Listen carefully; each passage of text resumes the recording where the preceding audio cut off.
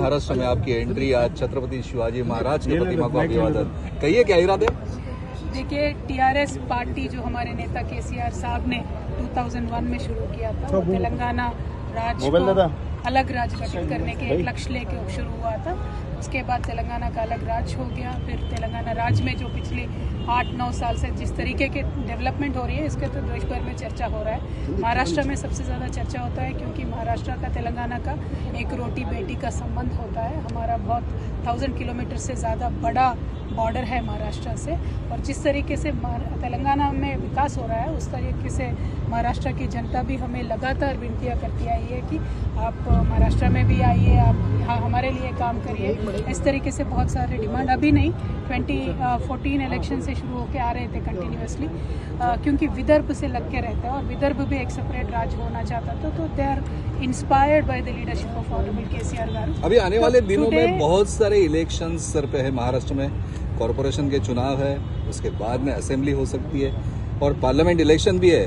क्या ब्लूप्रिंट लेकर आप आए हो और कौन से इलेक्शन आप सामने रखते हो? देखिए, सबसे ज़्यादा तो एक पीपल्स एजेंडा हम लेके आते हैं। लोगों के भलाई के लिए जिस तरीके से काम होना है इस देश में, हम मानते हैं कि वो हुआ नहीं है। जो बेसिक नेसेसिटीज़ है, पानी, बिजली, सिंचाई का पानी, पेंशन, ऐसे छोटे छोटे ज़रूरतें भी आज तक इस देश में हम पूरा नहीं है। जो बेसिक नेसेसिटीज़ है, पानी, बिजली, सिंचाई का पानी, पेंशन, ऐसे छोटे छोटे ज़रूरतें भी आज तक इस देश में हम पूरा नहीं कर पा रहे। जो तेलंगाना ने ज़्यादा हद तक 98% हमने पूरा किया है। तो एक टाइम बाउंड मैनर में अगर एक नया राज्य ये काम कर सकता है, तो पूरा हिंदुस्तान में ये काम क्यों नहीं हो सकता है? बस ये एजेंडा लेके हम महाराष्ट्र के जनता के पास आए हैं। आगे बहुत ज़्यादा चुनाव आने वाले हैं, बहुत सारे चुनाव आने वाले हैं। सारे चुनावों के बारे में पार्टी इमीडिएटली अनाउंसमेंट भी होगा।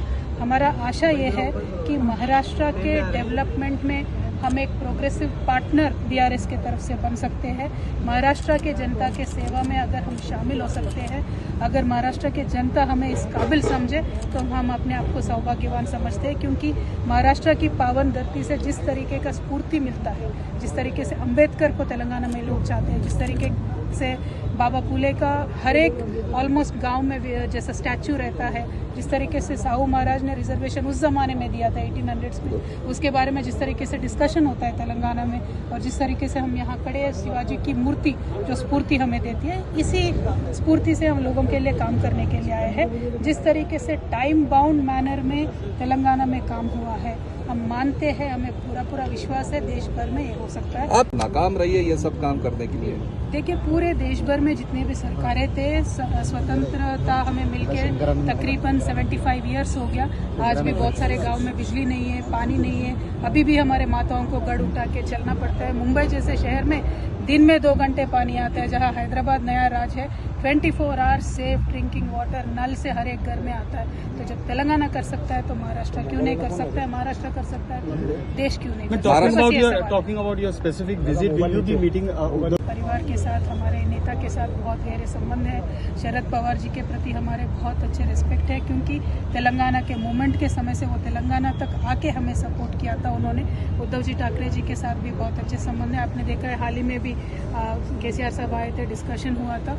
मैं तो आज एक वैसे टीवी चैनल के प्रोग्राम के लिए आई हूँ जो नेशनल इलेक्शन के डिस्कशन पे आई हूँ, लेकिन यहाँ बीआरएस का यूनिट हमने नांदेड़ से शुरू किया था। तो जितने भी लोग बीआरएस के साथ हैं, और वैसे तो कमेटी अभी बना नहीं है, तो साथ है, उन सबसे भी मिलने का अच्छा अवसर है, इसीलिए मुलाकात। एक सवाल और है मैम, थर्ड फ्रंट को लेकर किस तरह से काम हो रहा है मैम? कहीं ना कहीं जिस तरह से केसीआर जी भी हैं, वो भी उसके सहयोग में है कि कहीं ना कहीं एक थर्ड फ्रंट बनाया जाए बीजेपी के अगेंस्ट, उसको लेकर किस तरह से काम हो रहा है? देखिए, आज मैं ये मान के चलती हूँ, देश में एक ही फ्रंट है बीजेपी, दूसरा फ्रंट कांग्रेस बिल्कुल खाली है। वहाँ टेंट नहीं है, फ्रंट नहीं है, कुछ भी नहीं है। तो जो भी ऑल्टरनेट बनेगा वही दूसरा होगा, जो भी ऑल्टरनेट बनेगा वही कल बीजेपी को एक अच्छे से मुकाबला देने वाला एक कोएलिशन होगा।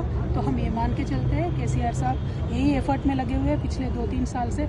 हर एक जब भी मौका मिलता है, हर एक राज्य से मुख्यमंत्री से मिलते हैं, वो जो जितने भी रीजनल पार्टी से रीजनल ताकतें हैं उनको साथ लेके चलने के लिए केसीआर साहब ने एक सीरियस एफर्ट किया है। हाल ही में भी हमारे खम्भम में बहुत बड़ा रैली हुआ था, वहाँ पे सीपीआई के नेता आए, आम आदमी पार्टी के नेता आए, अखिलेश जी आए, सभी लोग आए। तो ये प्रयास चलता रहेगा। अब वापस अम्बेडकर जी के जयंती पे और एक रैली बहुत बड़ा होने वाला